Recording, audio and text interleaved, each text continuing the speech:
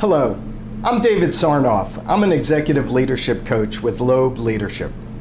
Today I would like to discuss a topic that is getting more and more attention, and that is the loneliness in the practice of law.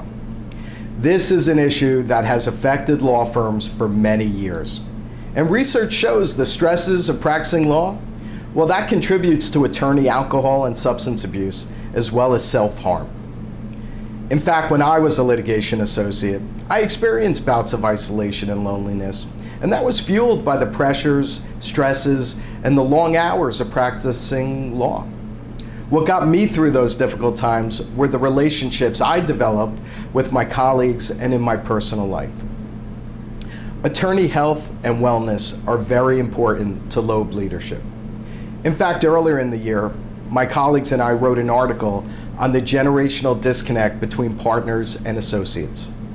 I interviewed several people, including one attorney who practiced for over 25 years and was also a partner at an AmLaw 100 firm. Early in his career, he found the practice of law to be quite social in nature. He discussed with fondness how the law library was a place where attorneys, paralegals, and librarians congregated to collaborate on drafting documents, briefs.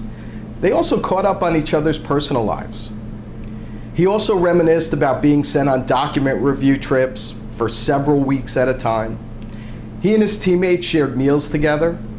They spent long hours reviewing documents. And over time, they developed a strong bond. But the practice of law, as you know, has changed significantly over the past decade.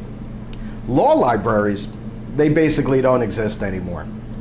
And document review and due diligence trips, they've been largely replaced with e-discovery and smart machines. These machines stream documents through servers to the computer on your desk. This attorney told me that he can practice law without leaving his office. He can go days without seeing an associate. Practicing law for many has become a lonely experience. This attorney's story is just one example of how loneliness and isolation can permeate the practice of law. A partner at another firm recalled how she often held back from sharing too much about her personal life. She didn't want to risk appearing vulnerable to her male colleagues. This further reinforced feelings of isolation and loneliness. And I'm sure there are countless other stories from the attorneys we and you work with. Tackling this issue won't be easy.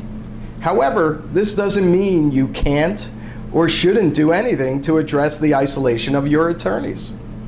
As you begin thinking about what a solution might look like at your firm or your company, there are things you'll want to keep in mind. Number one, workplace culture is owned by the firm's senior leaders.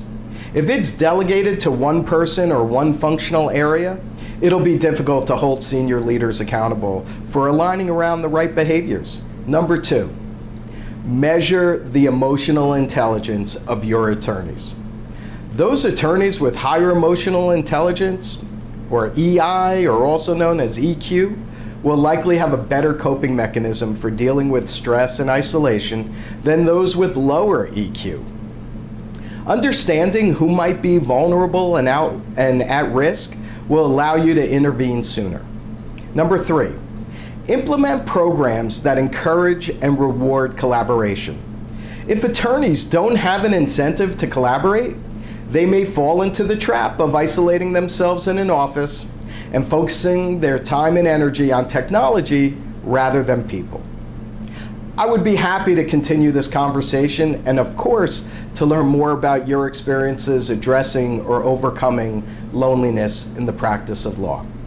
I can be reached at dsarnoff@loebleadership.com.